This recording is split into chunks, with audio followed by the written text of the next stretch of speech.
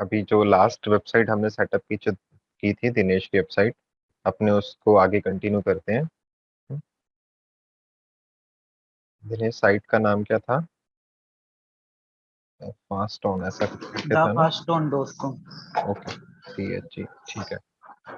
अभी देखो, इसके अंदर एक ही आर्टिकल है जो दिनेश ने यहाँ पर मिस्टेक की है, अपना आर्टिकल डालने में टाइम ने इन्वेस्ट किया, इन्होंने और चीज़ों में टाइम इन्वेस्ट किया, ठीक है। अभी चलो सबसे पहले तो अपने इसका वर्डप्रेस का लॉगिन कर लेते हैं, WP एडमिन, ठीक है। पासवर्ड इसमें ऑलरेडी सेव है, मैंने क्रोम ब्राउजर में सेव किया हुआ है। अभी इनको करना क्या था, एक तो कैटेगरीज बनानी थी, तो कैटेगरीज बनाने के लिए सबसे पहले अपने को जाना है, पोस्ट में जाना है और कैटेगरीज पे क्लिक करना है, ठीक है। अब यहाँ पर उन्होंने बिजनेस कैटेगरी बना रखी है, अपने और भी कोई कैटेगरी बनाना चाहें, ठीक है, जैसे मान लो एजुकेशन कैटेगरी बना दी मैंने, यहाँ पर एजुकेशन डाल दिया, ऐड न्यू कैटेगरी डाल दी नेम, ठीक है। और कैटेगरी कौन सी बनाना चाह रहे हो दिनेश आप? सर और कैटेगरी जैसे अर्निंग्स होगी। ठीक है, अर्निंग को हम कर सकते हैं अर्न मनी, ठीक है। अर्न मनी डाला, ऐड न्यू और कैटेगरी कर दी। Online online course. Online course, ठीक है। हमने चीज़ें डाल दी, हमें इन सब कैटेगरी के आगे शो भी हो रहा है कि काउंट, मतलब आर्टिकल काउंट कितनी है। मान लो हमने 3 कैटेगरी बना दी, अब हम चाहते हैं कि यहाँ पर एक कैटेगरी का ऑप्शन आ जाए, ये शायद इन्होंने पेज बनाया हुआ है, मेरे को पेज में चलते हैं अपने। हाँ, ऑनलाइन कोर्स का एक इन्होंने पेज बना रखा है यहाँ पर, ये शायद पेज भी खाली है, तो अपने सबसे पहले इस पेज को ट्रैश करते हैं। पेज को खाली किया, ट्रैश में गए, और ये शायद इन्होंने काफ़ी सारे पेजेस बनाए हैं, इनको अपने एम्प्टी ट्रैश करते हैं, मतलब रिसाइकल बिन जैसे अपने PC में होती है उसको खाली कर दिया।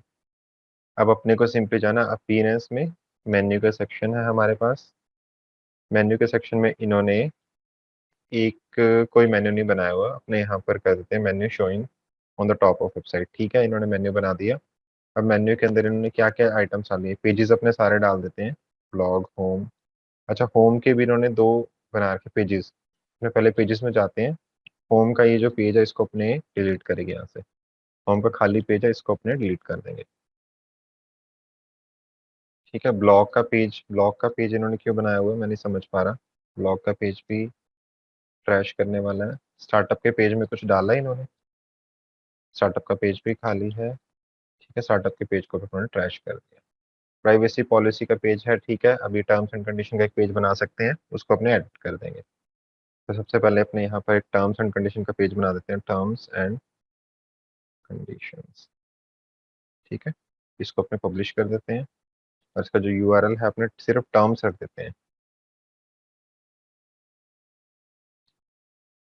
ठीक है जी। 2 पेजेस आ गए अपने पास, अब अपने को मेन्यू को अपडेट करना है, और इवन की कॉन्टैक्टस का और अबाउट अस का पेज और बना देते हैं।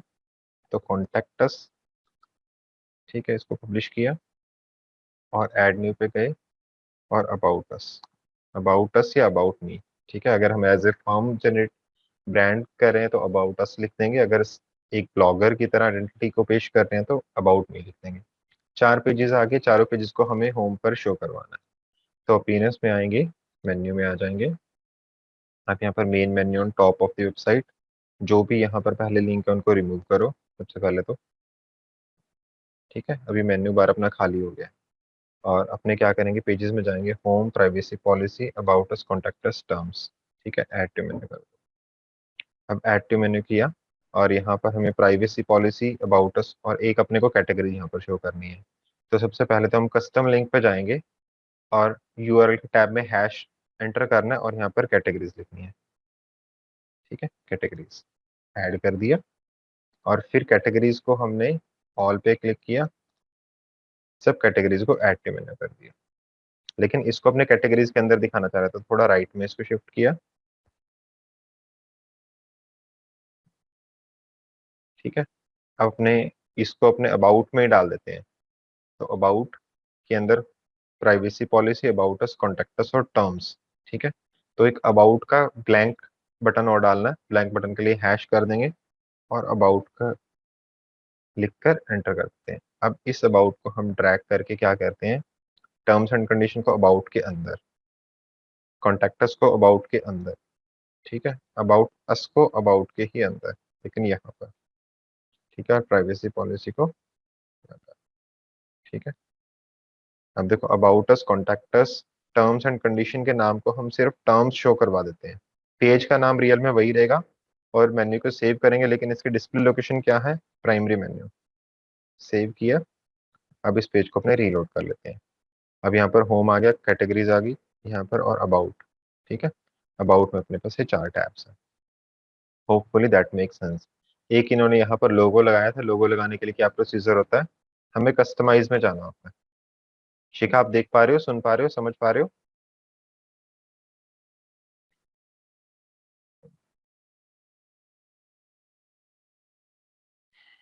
ठीक है, अब देखो जैसे ही हमने कस्टमाइज पे क्लिक किया, सब कुछ एडिट करने का ऑप्शन है। जैसे यहाँ पर एडिट करने का ऑप्शन है ये। ठीक है, टैगलाइन, टैगलाइन को अगर हाइड नहीं करना तो यहाँ पर टैगलाइन शो हो जाएगी ऐसे। टैगलाइन को हाइड करने में तो ठीक है। लोगो इन्होंने यहाँ पर लगाया, लोगो की विड्थ को हम थोड़ा कम ज़्यादा कर सकते हैं। हम्म, जितना भी करना चाहें, अगर हमें लग रहा है कि वो ज़्यादा हो रही है तो ज़्यादा कम उसी अकॉर्डिंगली कर देंगे। साइट का आइकन लगाना, साइट का आइकन भी मान लो इनको यही लगाना है, तो मीडिया लाइब्रेरी में जाएंगे। ये इन्होंने साइट लगा रखी है यहाँ पर, अनलिमिटेड एजुकेशन की। देखो ये क्या लिखा है आपने, हमेशा टाइटल हमेशा सही लिखा करो। अनलिमिटेड, मैं नहीं समझ पा रहा कि ये क्या लिखना चाह रहे हैं। अगर ये एजुकेशन लिखना चाह रहे हैं तो यहाँ पर इन्हें स्पेलिंग ध्यान रखनी है अपने को। सेलेक्ट किया, क्रॉप करने की जरूरत ही नहीं है। फिर भी अगर अपने को लगता है कि स्किप क्रॉपिंग करो, यहाँ पर आ गया साइट का आइकन। ठीक है, अब देखो सर्च का बार ठीक है, रीसेंट पोस्ट और रीसेंट कमेंट। अब अगर अपने चाह रहे हैं यहाँ पर रीसेंट कमेंट ना आए तो इस पे क्लिक करेंगे और इस रीसेंट कमेंट के सेक्शन को अपने यहाँ से क्लिक करके रिमूव ग्रुप। ठीक है, रीसेंट कमेंट हमने हटा दिए, पब्लिश करते हैं। इस राइट साइड वाले सेक्शन को हम विडगेट्स बोलते हैं, जो कि हम अपीयरेंस से भी मैनेज कर सकते हैं। मैं इस बार फिर से दिखाऊं कहाँ पर, अपीयरेंस में जाकर विडगेट्स में जाना है अपने को। विडगेट के अंदर जैसे ही अपने क्लिक करेंगे, इसको बंद करो, यहाँ पर दिखा रहा है recent post, left sidebar, header, footer, widget 1 2 3। ये सब जगह जगह बनी हुई है, मतलब प्लेसेस हैं। देखो हेडर, मैं एक बार इस पेज को रीलोड करूं, राइट साइड में जो भी चीज डिस्प्ले हो रही है उसको हम विडगेट्स बोलते हैं। विडगेट में क्या है, जैसे यहाँ पे रिसेंट पोस्ट पे एक विडगेट लगा हुआ है। ठीक है, रिसेंट पोस्ट का, और एक सर्च का भी लगा हुआ है। ठीक है, देखो ये right side bar, left sidebar, header, footer, जिस भी तरीके से हम दिखाना चाह रहे हैं। फुटर बार, फुटर बार के अंदर अभी हमने कुछ भी नहीं दिखाया। वो देखो फुटर बार के अंदर कुछ भी नहीं है। हाँ, एक एक ये फुटर जरूर है इनका, जो जनरेट प्रेस की तरफ से फिक्स है। टॉप बार, टॉप बार में ये चीज है। अगर अपने इसके ऊपर एक और टॉप बार, देखो ये मेन्यू बार है, मेन्यू बार के राइट साइड के अंदर होम और जो हमने मेन्यू डिफाइन किया प्राइमरी मेन्यू, और लेफ्ट साइड के अंदर टाइटल और लोगो है। अब एक एक और अगर अपने टॉप बार दिखाना चाहते हैं तो हम टॉप बार के अंदर कोई चीज ऐड कर देंगे। जैसे मान लो मैंने प्लस पे क्लिक किया, इमेज वगैरह जो भी हम चीजें दिखाना चाह रहे हैं। ठीक है, हेडिंग मान लो मैंने यहाँ पर हेडिंग दिखा दी, तो हेडिंग के अंदर यहाँ पे मैंने लिख दिया हेडिंग्स। ठीक है, मैं इसको अपडेट करता हूँ। अब जैसे मैंने अपडेट करके इसको रीलोड किया, टॉप बार शायद इसमें शो नहीं हो रहा। हाँ, हेडिंग आ गया, देखो। टॉप बार अगर अपने दिखाना चाह रहे हैं तो हम टॉप बार दिखा सकते हैं। टॉप बार के अंदर कोई आइटम्स डालना चाहते हैं तो वो भी कर सकते हैं, लेकिन ये अभी कोई काम का नहीं। अपने टॉप के अंदर कुछ भी नहीं दिखाना चाह रहे। फिर फुटर बार, फुटर बार के अंदर भी सेम चीज अपने कर सकते हैं। फिर फुटर के डिफरेंट विडगेट्स होंगे, उनको कर सकते हैं। हेडर को कुछ हमें मैनेज करना है, लेफ्ट साइड बार। अभी हमारी थीम में हम राइट साइड बार को यूज कर रहे हैं। जो प्रेजेंट हम सेटिंग्स यूज कर रहे हैं उसमें राइट साइड बार है, तो राइट साइड बार में भी एक सर्च का ऑप्शन है, एक रिसेंट पोस्ट है। सर्च इन्होंने यहाँ पर फिक्स कर रखा है, इसलिए शो नहीं हो रहा। ठीक है, ऐड लेबल और ऐड पोस्ट बटन। ठीक है, अभी क्या है, रिसेंट पोस्ट है। तो अब अपने सिंपली यहाँ पर, एक मिनट, प्लेट पे क्लिक करके थीम्स पे चलते हैं सिंपली, और इसको रीलोड करते हैं। ठीक है, अब अपने अपने पास ये चीज आ गई, home, about us, contact us. ठीक है, ये हमने कर दिया। ये फुटर है यहाँ पर। अभी सबसे पहला जो हमारी ड्यूटी है वो हम इसके अंदर एक तो नए आर्टिकल्स ऐड करें। ठीक है, दिनेश और शिखा आप एक्टिव हैं? हाँ जी सर। ठीक है, शिखा शायद सर अगर प्रॉपरली सुन अपने नहीं इसका पा रही। चाहे तो स्टाइल बदलना हो अपनों को, जैसे ये राइट बार है जो, हाँ जी, अपने इसको तो लेफ्ट ये कर साइड में कर सकते हैं सकते सर। हैं। नो, बिल्कुल बिल्कुल सारा कुछ अपने कर सकते हैं। और इवन कि इसके अंदर और भी काफी ऑप्शंस आएंगे, पर अभी अपने बहुत ज्यादा इसकी डीप में नहीं जा रहे डिजाइनिंग की। हम्म, अगर अभी तो देखो हमारी प्रायोरिटी क्या है, हम इसको, इस साइट को थोड़ा सा फिल करें विद जेन्युइन कंटेंट। ठीक है, तो मैं यहाँ पर एक और हाँ चीज जी। बताना जो चाह रहा था, जैसे स्टार्टअप बिजनेस के बारे में आपने लिखा, अब स्टार्टअप बिजनेस का आपका ये वाला आर्टिकल क्या गूगल के अंदर इंडेक्स हुआ कि नहीं हुआ? मैं थोड़ा थोड़ा सर्च इंजन ऑप्टिमाइजेशन के पार्ट्स को, कुछ कुछ पार्ट को मैं साथ साथ में पैरेलल लेके चल रहा हूँ। तो सबसे पहले मैं ये google.com ओपन कर लेता हूँ यहाँ पर, और ये जो मेरा आर्टिकल है ये क्या गूगल ने पढ़ लिया या नहीं पढ़ा, तो इसको मैं प्रेस, इसका लिंक एज इट इज डालता हूँ और एंटर प्रेस कर देता हूँ। अभी देखो मेरे को ये आर्टिकल टॉप के कहीं पर भी दिख नहीं रहा, तो मैं क्या करूंगा, इसको इन्वर्टेड कॉमा में डालूंगा। इन्वर्टेड कॉमा का मतलब है एग्जैक्टली यही चीज अगर है तो इट्स ओके। देखो फिर भी ये दिखा रहा है कि एग्जैक्टली यही चीज नहीं है, ठीक है। और मैं इसको फिर स्लैश वगैरह को हटाकर एक बार के लिए मैं सिंपली प्रेस करता हूँ, अभी भी नहीं है। इसका मतलब ये है कि गूगल के रोबोट ने हमारी साइट के ऊपर विजिट ही नहीं किया। तो गूगल के रोबोट ने हमारे साइट के ऊपर अगर विजिट नहीं किया तो हमें कुछ कुछ ना ऐसे ऑप्शंस डालने होंगे ताकि गूगल का जो रोबोट है हमारी साइट के ऊपर विजिट कर पाए और हमारी साइट को टाइमली रीड करे।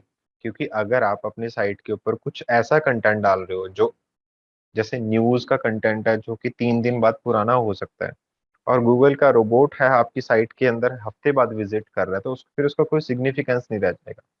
ऑल्दो ये चीजें हमारे लिए जो स्टडी करनी है या सिग्निफिकेंस रखती हैं वो है कि हम इन सारी चीज़ों को सर्च इंजन ऑप्टिमाइजेशन के टॉपिक में स्टडी करें। लेकिन क्योंकि हम सारी वेबसाइट अभी बना रहे हैं और वेबसाइट कंप्लीट होने के बाद में हमें पता लगे कि हमने एसईओ के पर्सपेक्टिव से ये कमियां छोड़ दी, फिर हम उन कमियों को इम्प्रूव करेंगे। उससे बेटर है कि हम कुछ चीज़ें पैरेलल स्टडी करते रहें। अब हम जो स्टडी कर रहे हैं वो क्या है, वेबसाइट को बनाना है प्रॉपरली, साथ साथ में हमने अपने सर्च इंजन के अंदर रैंकिंग लेनी है। तो सर्च इंजन रैंकिंग लेने के लिए सबसे जो पहली चीज है वो है गूगल को हमारा आर्टिकल पढ़ाना, और फिर गूगल को हमारे आर्टिकल को अपने डेटाबेस के अंदर ऐड करवाना।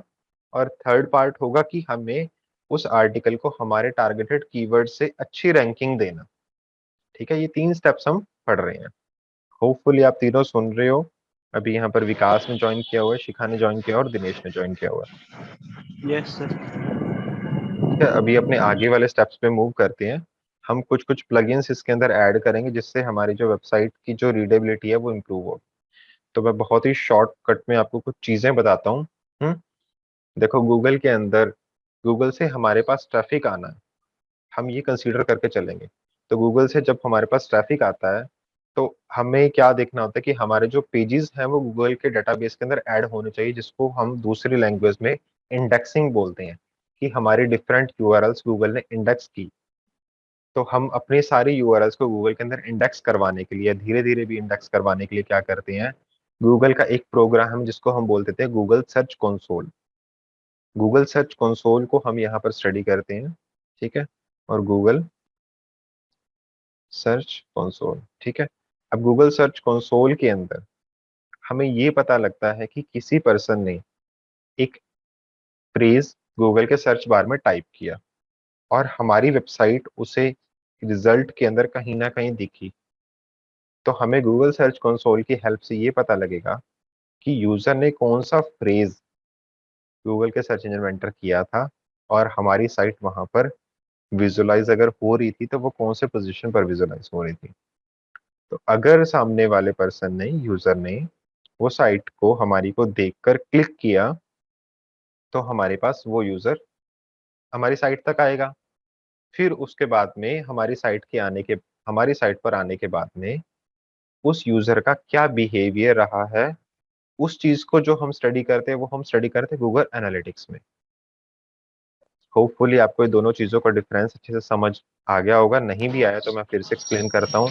जब तक कोई यूजर हमारी साइट के ऊपर नहीं आ रहा, गूगल के सर्च इंजन पर ही स्क्रॉलिंग कर रहा है, तब तक जो हमें इंफॉर्मेशन उस यूजर के बिहेवियर की रिगार्डिंग आर वेबसाइट जो दिख रही है वो हमें गूगल का कौन सा प्रोग्राम बताएगा, गूगल सर्च कंसोल।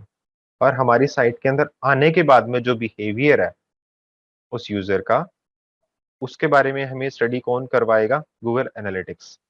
एनालिटिक्स को तभी पता लग पाता है जब हमारी साइट के अंदर आ चुका है एक विजिटर, और विजिटर ने क्या किया। लेकिन अभी गूगल के सर्च इंजन पे कोई यूजर घूम रहा है तो हमारी साइट को तो देखो इन्फॉर्मेशन हो ही नहीं सकती ना, कि जब तक वो यूजर हमारी साइट के ऊपर आया नहीं। हम चाहे कोई भी प्लगइन या कोई भी फंक्शन को यूज करें, जो यूजर गूगल गूगल की साइट हमारी नहीं है, तो गूगल के सर्च इंजन के ऊपर कोई पर्सन घूम रहा है, तो उसकी इंफॉर्मेशन हमें गूगल क्यों देगा? हमें सिर्फ अगर रीजन बनता है कि हमारी साइट के रिगार्डिंग गूगल अपने सॉफ्टवेयर की हमारी साइट के रिगार्डिंग कोई की फ्रेज से इंफॉर्मेशन दे रहा है, तो वो तभी दे पाएगा अगर हमारी साइट वेरीफाइड है गूगल के पास में कि I am the owner of this website, और मेरी वेबसाइट डिस्प्ले हो रही है कहीं ना कहीं गूगल के सर्च इंजन के अंदर।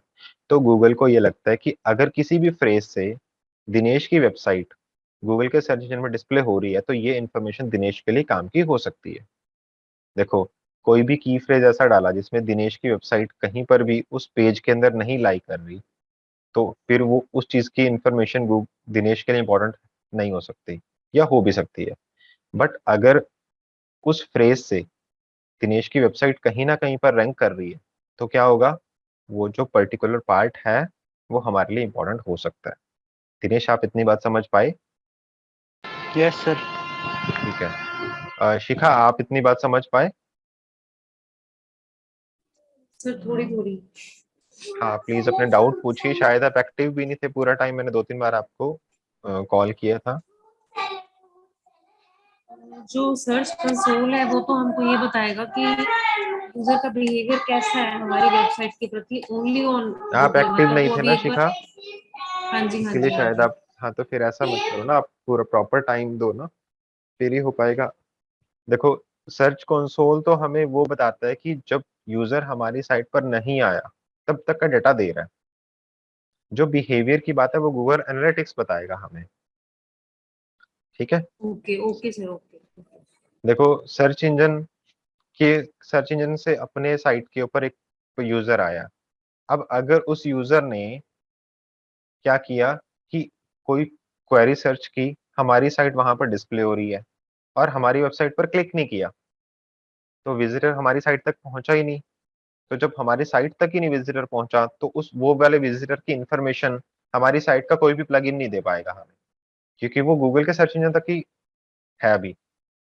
तो हमारी साइट के अंदर हम कुछ भी डाल लें, हमारी साइट के अंदर हम कुछ भी डाल लें, उस यूजर की इंफॉर्मेशन हमें नहीं मिल सकती। तो गूगल के सर्च इंजन पे घूम रहा था तो गूगल ही हमें दे सकता है। तो गूगल ने उस चीज को देने के लिए, हमारे तक इंफॉर्मेशन पहुंचाने के लिए गूगल सर्च कंसोल का प्रोग्राम चलाया हुआ है।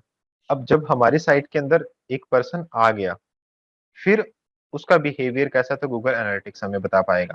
लेकिन अगर गूगल एनालिटिक्स में हम वो चीज जानना चाह रहे हैं, तो गूगल को भी हमारी साइट की किसी ना किसी फॉर्म में हमें एक्सेस देनी पड़ेगी, क्योंकि जब तक यूजर गूगल के पास है तो गूगल के पास में सारी इन्फॉर्मेशन है। लेकिन जब यूजर हमारी साइट के ऊपर आ गया, उसके बाद में गूगल को क्या पता इसने कौन कौन से पेजेस विजिट किए।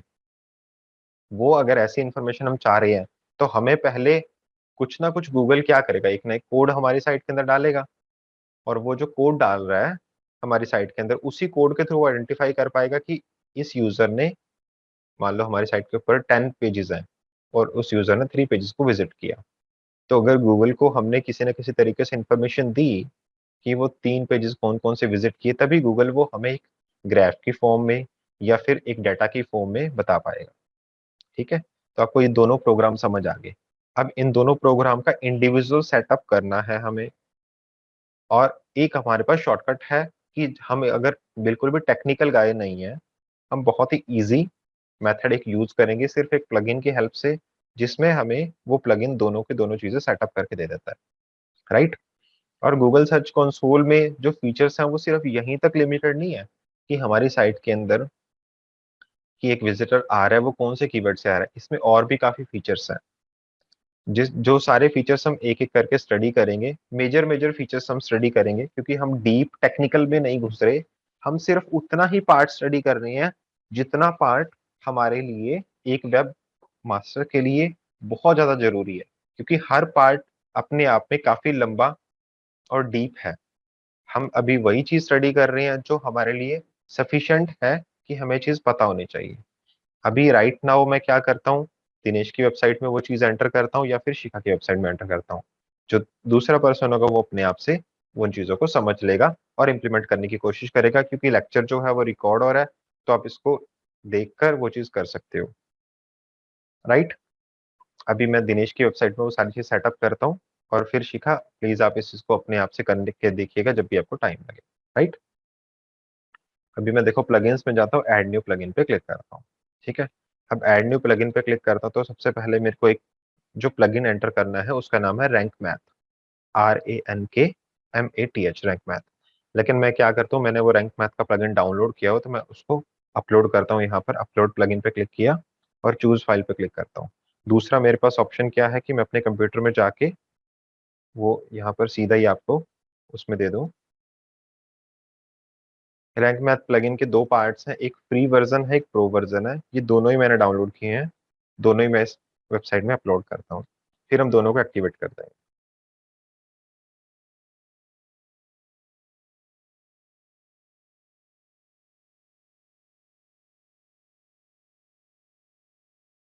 फिर से मैं ऐड न्यू पे क्लिक करता हूँ, इसका प्रो वर्जन भी मैं अपलोड कर देता हूँ। इसमें क्या होगा, हमारे पास कंप्लीट रैंक मैथ के जितने भी फीचर्स हैं वो आ जाएंगे। रैंक मैथ प्लगइन एक वेबसाइट के अंदर वो प्लगइन है जो काफी सारी हमें फंक्शनैलिटी देता है। जब आप सर्च इंजन ऑप्टिमाइजेशन का मॉड्यूल स्टडी करोगे तो आपको पता लगेगा कि सर्च इंजन के कुछ पार्ट्स होते हैं, 3 पार्ट्स हैं। जैसे पहला है on page SEO, on page, second है ऑफ पेज, और थर्ड पार्ट है टेक्निकल। ठीक है, तो रैंक मैथ से हम टेक्निकल भी स्टडी कर पाएंगे और ऑन पेज भी स्टडी कर पाएंगे। ऑफ पेज को हम इससे नहीं स्टडी कर पाएंगे, बट इट्स ओके। अगर आपको इतनी बात भी समझ आ रही है तो अपने इसको स्टार्ट करते हैं। दिनेश, यहाँ तक कोई डाउट कि इंस्टॉल हमने क्या किया, अभी इंस्टॉल किया रैंक मैथ के प्लगइन को सिर्फ। ठीक है, जिसमें मेरे पास कुछ नहीं था, प्लगइन के सेक्शन में जाके ऐड न्यू पे क्लिक करना है और फाइल को अपलोड कर देना है। शिखा, यहाँ तक का क्लियर है, नो कोई डाउट? No sir. सर इनका फंक्शन क्या है, रैंक मैथ का फंक्शन क्या है? इनके अंदर ना बहुत सारे फीचर्स होंगे, जिसमें से 2 फीचर मैंने आपको एक्सप्लेन किए, एक तो गूगल एनालिटिक्स और Google search console. Rank math क्या करेगा, दोनों के अंदर ऑटोमेटिकली सेटअप कर देगा, एक इंटरफेस के थ्रू, एक विजार्ड के थ्रू। अगर हम गूगल सर्च कंसोल के अंदर मैनुअली धीरे धीरे करके सेटअप करते और सेम ही गूगल एनालिटिक्स के ऊपर धीरे धीरे करके मैनुअली सेटअप करते तो हमें काफी टेक्निकल चीजों को ध्यान में देना पड़ता। रैंक ये कंप्लीट एक एसईओ की हमें स्टडी करता करके बताता रहेगा कि हमारी साइट के ऊपर जो ट्रैफिक आया वो कौन सी कीवर्ड से आया, उसको हमें कैसे स्टडी करना है। ये पार्ट जो है वो वेबसाइट डिजाइनिंग का पार्ट नहीं है, वेबसाइट क्रिएशन का पार्ट नहीं है। ये सर्च इंजन से ट्रैफिक लेके आने के लिए स्टडी करने का पार्ट है। लेकिन एट द सेम टाइम हमें इसी चीज के, देखो हमने क्या किया, पूरी वेबसाइट बना दी। वेबसाइट बनाने के बाद में हमने उसी वेबसाइट को एसईओ यानी सर्च इंजन के पर्सपेक्टिव से समझा। फिर हम देखेंगे कि हमने अब ड्यूरिंग डिजाइनिंग बहुत सारी गलतियां चूक कर दी, बहुत सारी हमने कमियां छोड़ दी। फिर हम जाकर उन कमियों को सुधारने की कोशिश कर रहे हैं। तो इट्स बेटर कि जब हम कोई भी आर्टिकल हमारी साइट के ऊपर पब्लिश कर रहे हैं तो वो आर्टिकल को जितना परफेक्टली हम कर सकते हैं वो करें, ताकि हमें इन फ्यूचर जाके, मान लो कि आपने क्या किया, अपनी साइट के ऊपर 50 आर्टिकल पब्लिश किए और 50 आर्टिकल पब्लिश करते टाइम आपने कोई भी ऐसा प्लगइन यूज किया जो आपको आर्टिकल के अंदर कमियां बता पाए। फिर आपने एक प्लगइन इंस्टॉल किया जैसे कि रैंक मैथ, जो आपको आपके आर्टिकल के अंदर कुछ कुछ कमियां बताएगा। फिर आप क्या करोगे, फिर से उन 50 आर्टिकल्स को ओपन करोगे, उन कमियों को आप सुधार लोगे। तो इट्स बेटर कि use those plugins at the time of website creation. ठीक है, अभी मैं आपको कुछ चीजें बताता हूँ जिसमें आपको कम समझ भी आए, बट आपको एज इट इज अपनी वेबसाइट के लिए फॉलो करनी है। अगर आप चाहोगे तो हम इसकी रिवीजन क्लास के लिए कल सेम चीजों को किसी और वेबसाइट के लिए भी ऑप्ट कर लेंगे। ठीक है, होप दैट मेक सेंस। ठीक है, अपने आगे बढ़े। अगर इस यहाँ जी तक कोई हाँ डाउट है जी तो सर, हाँ प्लीज जी। आप पूछिए। ये चीजें मस्ट हैव नहीं है लेकिन रेकमेंडेड है। ठीक है, इसमें से मैं आपको एक एग्जांपल दूं। आपकी वेबसाइट का जो एक आर्टिकल का प्रीव्यू है वो गूगल के अंदर कैसा बन रहा है, हम उस प्रीव्यू तक को कस्टमाइज करेंगे। देखो ये हमारी साइट, अगर ये पर्टिकुलर यूआरएल हमारी साइट होती तो उसके अंदर क्या प्रीव्यू बने, देखो टाइटल, ये पूरा का पूरा डिस्क्रिप्शन, और यहाँ पर जो भी हमें लिंक की फॉर्म में दिख रहा है HTTPS, इस सारे को हम बोल देते हैं गूगल का प्रीव्यू। ठीक है, गूगल के अंदर हमारी साइट यूजर को कैसे दिखेगी कोई भी कीवर्ड से। तो देखो मान लो कि हमने हमारी साइट के अंदर एक आर्टिकल पब्लिश किया, उस आर्टिकल का हमने बहुत अच्छा टाइटल रखा, लेकिन वो टाइटल कैची नहीं है इन टर्म्स ऑफ गूगल के प्रीव्यू के अकॉर्डिंगली। तो वो टाइटल को हमें कैची बनाना है, कस्टमाइज करना है। फिर हमने जो एक डिस्क्रिप्शन यहाँ पर रखा, तीन, एक देखो ये 2 लाइन है, 1.5 लाइन का एक डिस्क्रिप्शन बनता है। आपने अपनी साइट के अंदर जो आर्टिकल पब्लिश किया वो 1000 वर्ड्स या 2000 वर्ड्स का बहुत अच्छा सा आपने आर्टिकल लिख के डाल दिया, लेकिन जो यहाँ पर प्रीव्यू है ना, वो किसी के लिए अट्रैक्टिव नहीं है। तो आपकी साइट भले फर्स्ट नंबर पे भी क्यों ना रैंक कर रही हो, ये ये 1.5 लाइन या 2 लाइन को एक हल्की नजर मार के तो यूजर ये डिसाइड करता है कि मैं इस वेबसाइट को खोलूं या ना खोलूं। ये बात समझ आ रही है शिखा? हाँ जी सर, वो अट्रैक्ट करेगा तभी खोलेगा वो उसको। जी। तो हम चाह रहे हैं कि ये जो लाइंस है ना, इनको भी हम कस्टमाइज कर पाए, टाइटल को भी हम कस्टमाइज कर पाए। लिंक से एक यूजर को ज्यादा मतलब नहीं होता कि लिंक कैसा दिख रहा है, बट उसको इतना समझ आता है कि टाइटल और डिस्क्रिप्शन क्या मेरे क्वेश्चन का आंसर दे पा रहे हैं। या फिर मेरे को यही आंसर भी नहीं देना हमें इवन की डिस्क्रिप्शन के थ्रू, हमें सिर्फ ये भरोसा दिलाना डिस्क्रिप्शन के थ्रू कि इस वेबसाइट के अंदर ये आंसर छुपा हुआ है, जो भी आपका दिमाग में क्वेश्चन है उसका आंसर इस वेबसाइट के अंदर छुपा हुआ है। तो वो 2 या 3 लाइंस, 1.5 लाइन ही वो डिसाइड करेगी कि यूजर हमारी साइट को खोलेगा कि नहीं खोलेगा। और हम उसी चीज को जो कस्टमाइज करते हैं, वो कस्टमाइज भी हम रैंक मैथ के प्लगइन के थ्रू कर पाएंगे। अगर हम ऐसा कुछ भी ना करते तो हमारी साइट का एक पेज होगा, उस पेज के अंदर कुछ भी रैंडमली पैराग्राफ को गूगल पिक करेगा और यूजर को दिखा देगा। हम वो नहीं चाह रहे, हम अपने आप से सब कुछ कस्टमाइज करके दिखाना चाह रहे हैं। ठीक है। अब चलो, अब अपने रैंक मैथ के प्लगइन की तरफ आगे मूव करते हैं। अगर यहाँ तक के पार्ट में किसी को थोड़ा सा भी डाउट है, कुछ लग भी रहा है कि मुझे नहीं समझ आया, तो आप प्लीज अभी क्वेश्चन कर सकते हो। चलो अब अपने आगे बढ़ते हैं। अब रैंक मैथ के प्लगइन के अंदर हम यहाँ पर चलते हैं, रैंक मैथ पे क्लिक करते हैं और डैशबोर्ड पे चलते हैं। रैंक मैथ के अंदर देखो काफी सारी चीजें हैं, हमें उसके अंदर एक एक चीज को कुछ भी समझने की भी जरूरत नहीं है। हम सोचेंगे ये क्या है, कितना मुश्किल है, कुछ नहीं। सबसे पहले हमें सेटअप विजार्ड पे क्लिक करना है। सेटअप विजार्ड पे क्लिक करेंगे तो ये इंटरेक्टिव सेशन की तरह हमसे पूछता रहेगा कि हमें क्या क्या चीजें करनी है। अब देखो, सबसे पहले हम गेटिंग स्टार्टेड में चलते हैं। देखो अभी हमने रैंक मैथ का प्लगइन सिर्फ सेटअप किया। मैं एक बार फिर से आपको बता दूं, बैक बटन प्रेस करके मैं प्लगइन के सेक्शन पे गया, रैंक मैथ के प्लगइन को इंस्टॉल करने का प्रोसेस क्या था, मैंने ऐड न्यू पे क्लिक किया। I have two option, first is कि यहाँ पर कीवर्ड में मैं रैंक मैथ टाइप करूँ और जो प्लगइन मेरे सामने आएगा रैंक मैथ की तरफ से, देखो रैंक मैथ मैंने टाइप किया है यहाँ पर। ठीक है, रैंक मैथ मैंने टाइप करके सर्च का बटन क्लिक कर दिया। अब मैं इस प्लगइन को इंस्टॉल करूँ, एक्टिवेट करूँ। And one other option is कि मैंने क्या किया, अपलोड प्लगइन पे क्लिक किया, चूज फाइल पे क्लिक किया। रैंक मैथ के मेरे पास फ्री वर्जन है और प्रो वर्जन है, मेरे कंप्यूटर में अलग से डाउनलोडेड है।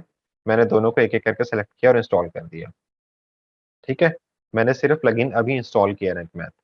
देखो वर्डप्रेस की हमने कुछ बेसिक सेटिंग समझी कि हमने अगर हमारी थीम को कस्टमाइज करना है तो हम अपीयरेंस में जाकर कस्टमाइज का टैब ओपन करेंगे। हम काफ़ी चीज़ें यहाँ पर सेटिंग के थ्रू सही कर सकते हैं, लेकिन इसकी सेटिंग को मैं अभी स्किप कर रहा हूँ, क्योंकि मैं चाह रहा हूँ कि हमारी साइट के अंदर कम से कम 5 से 10 आर्टिकल्स हों, ताकि हम फिर उस कस्टमाइज की हुई सेटिंग को अच्छे से फील कर पाएं कि क्या ये कस्टमाइजेशन फाइनल है या नहीं। इसलिए मैंने क्या किया, उन 10 आर्टिकल को पहले पब्लिश करने का डिसाइड किया। फिर उसके बाद में उन 10 आर्टिकल से पहले हमने क्या किया, एक रैंक मैथ का या कोई भी एसईओ का प्लगइन हम यूज करेंगे, जिसमें कि मेरे को सबसे ज्यादा easy to understand rank math का प्लगइन लगा। रैंक मैथ के प्लगइन को हमने इंस्टॉल किया और अभी हमने उसका सेटअप नहीं किया। तो हम अभी, मैं एक बार के लिए इस मीटिंग को क्विट करता हूँ, आप अभी तुरंत ज्वाइन कर लीजिए और रैंक मैथ के सेटअप को हम कंप्लीट करते हैं।